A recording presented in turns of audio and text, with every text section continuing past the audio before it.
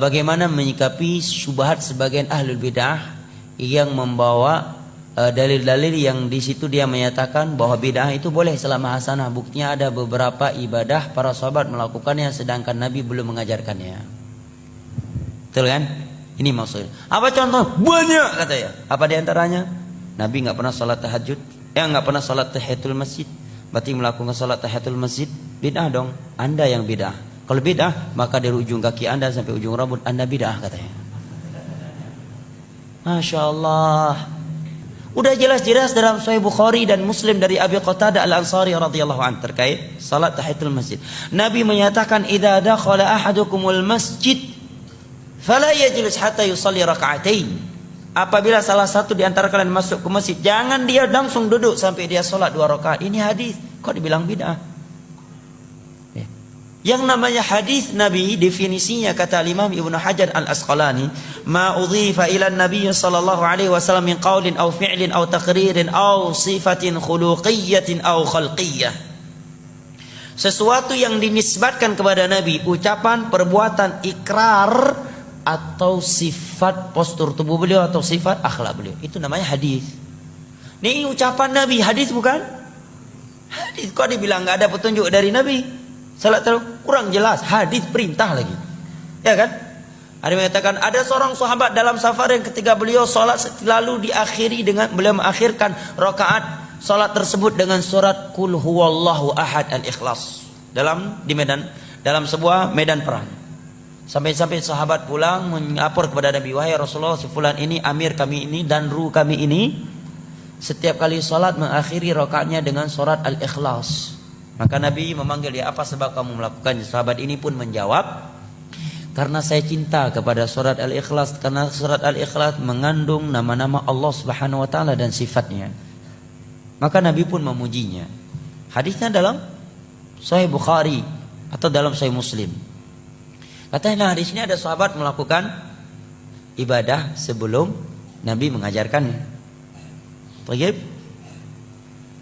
Bilal ibnu Abi Rabah katanya, salat wudu 2 rakaat setelah wudu. Buktinya ketika Nabi bertanya, wahai Bilal, aku mendengar suara teropakmu dalam surga. Amalan apa yang kau lakukan? Dia menjawab, aku tidaklah berwudu kecuali aku salat 2 rakaat. Nah, ini boleh melakukan ibadah sebelum ada dalilnya. Yang penting tujuannya baik. Masya Allah, orang dengar mantap ini. Buatlah. Kalau seperti itu zuhur 8 rakaat. Tujuannya baik. Siapa yang bisa membawa ayat dan hadis bahwa ada larangan jangan sholat zuhur, bunyinya jangan sholat zuhur lebih 4 rakaat, saya kasih uang. Tapi kalau nggak bisa Anda kasih uang balik. Itu namanya judi, nggak boleh.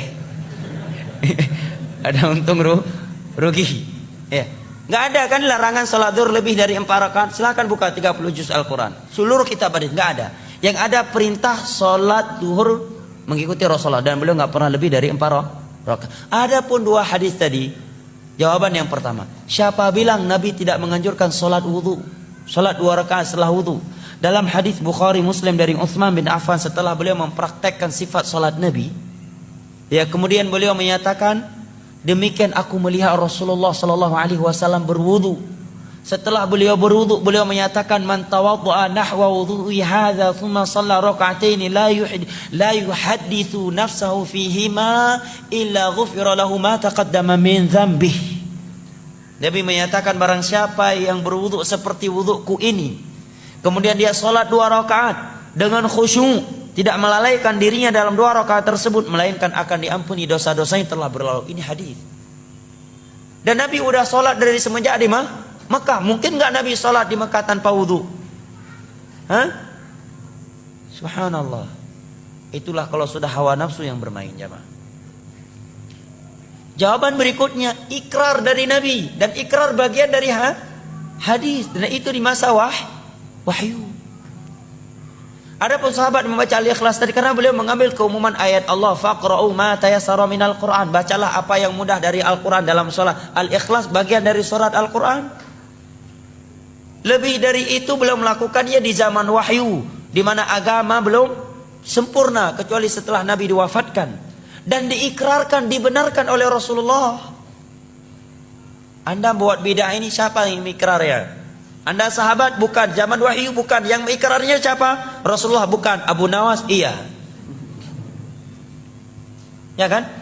Ada juga yang mencari dalil untuk membolehkan bid'ah. Tuh, Umar menyatakan nikmatul bid'atu hadhihi. Masya Allah, ilmiahnya dengan tanda kutip. Sebaik-baik bid'ah, senikmat-nikmat bid'ah adalah ini. Tatkala salat tarawih di masa beliau dikerjakan berjamaah. Jawaban kita, itu Umar. Pertama kita jawab, biar lebih telak lagi. Itu Umar, Anda Umar. Anda Umar, tapi Umar akhir zaman. Satu. Kedua, Umar termasuk khulafa ar-rasyidin yang ada perintah dari Nabi untuk mengikuti sunnah mereka. Tiga. Apakah yang dikatakan oleh Umar itu sama sekali tidak ada di masa Nabi? Hah? Ada. Nabi sholat 3 malam berturut-turut tarawih berjamaah. Yang kemudian beliau berhenti. Beliau berhenti melakukannya karena khawatir akan diwajibkan kepada umat ini. Sekarang maulid, ada Umar katakan maulid nikmatul bidah hadhihi, sebaik-baik bidah adalah ini. Ada Nabi dan para sahabat di masa itu melakukan maulid walaupun cuma 2-3 kali, kemudian setelah itu kita kerjakan setiap tahun? Enggak ada. Jauh sekali kiasnya. Jelas ya? Kemudian ada yang membawa dalil juga, lah Utsman bin Affan itu mengumpulkan Al-Quran 30 juz di masa Nabi, kan belum ada. Berarti nggak mesti setiap bidah yang nggak ada di masa Nabi kalau kita lakukan bidah katanya. Jawabannya itu Utsman, Pak. Anda Utsman bukan, walaupun nama bapak Utsman tapi Utsman akhir zaman. Kedua, Utsman khulafa ar-rasyidun yang ada perintah khusus dari Nabi untuk mengikuti sunnah mereka. Ketiga, perbuatan Utsman tersebut disaksikan oleh seluruh para sahabat Nabi dan seluruh kaum muslimin di masa itu dan tidak ada yang mengingkarinya, semuanya sepakat. Itulah yang disebut dengan al-ijma' al-muntabit al-qat'i, yang wajib diikuti dan tidak boleh diselisihi. Bidah yang Anda lakukan ini ijma' enggak. Jangankan tingkat internasional, tingkat daerah aja enggak ijma'. Ya kan? Ya, jangankan tingkat internasional, tingkat daerah aja, tingkat kecamatan enggak ijma'. Gimana mau diikuti? Keempat, Utsman bin Affan melakukan hal tersebut ini bentuk merealisasikan keumuman firman Allah, inna alaina jam'ahu wa qur'ana. Kelima, di masa Nabi sudah ada pengumpulan Al-Quran. Beliau mencontohi itu, hanya saya pengumpulan Al-Quran di masa Nabi tidak sempurna 30 juz dalam sebuah mushaf. Kenapa? Karena fasilitas masih terbatas sehingga Al-Quran tertulis di lempengan-lempengan batu, ya, di lembaran-lembaran, di pelepah-pelepah kurma, di dada-dada manusia karena hafalan yang sangat banyak. Kemudian di Parang Yamamah sekian para sahabat ahli Al-Quran, penghafal Al-Quran meninggal dunia. Kemudian juga dalam kejadian Bi'ir Ma'unah 70 sahabat Nabi ahli Al-Quran meninggal dunia. Maka sebelum hilang maka beliau menulis. Jawaban yang keenam, bahwa Utsman bin Affan tidak menambah sebuah ayat yang belum pernah turun kepada Nabi dan tidak pernah mengurangi sebuah ayat yang telah turun kepada Nabi.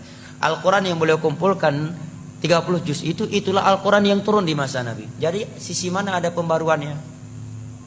Dari sisi mana ada pembaruannya? Berarti pada hakikatnya tidak ada pembaruannya, tetapi yang beliau melakukan adalah sarana masalihul mursalah, sedangkan yang Anda lakukan adalah ritual ibadah, bukan masalihul mursalah.